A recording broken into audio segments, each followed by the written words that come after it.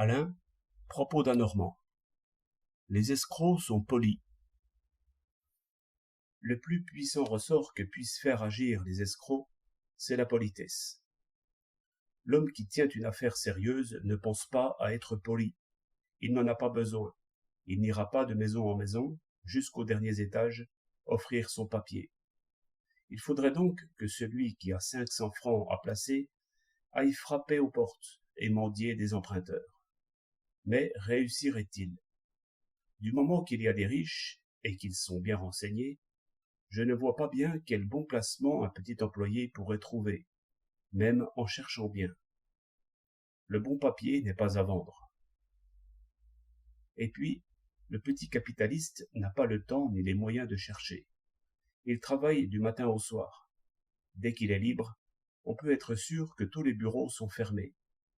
Alors il engraisse son livret de caisse d'épargne, accumule de maigres intérêts, ou bien achète quelques solides valeurs à l'eau qui lui rapportent un peu d'espérance sans lui donner d'inquiétude.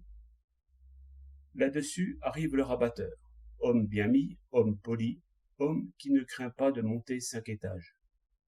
Et plus d'une fois, il se fait présenter par un voisin. Il explique très bien la démarche qu'il fait. Nous ne voulons point, explique-t-il, subir les conditions des loups-cerviers de la place, qui veulent régner partout où ils ont de l'argent, et ont souvent pour projet de tuer, au profit d'une société rivale, l'affaire dans laquelle ils entrent.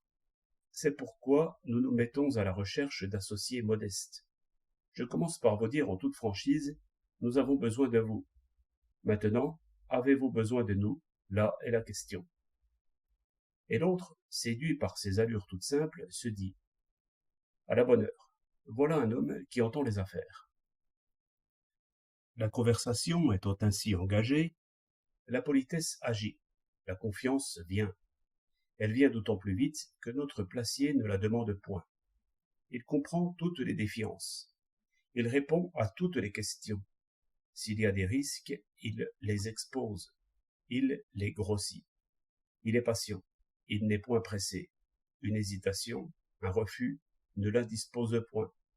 Tout au contraire. Il aime que l'on examine, que l'on délibère. Par ce moyen, nous avons, assurément, moins de clients que d'autres, mais nos clients sont tous nos amis.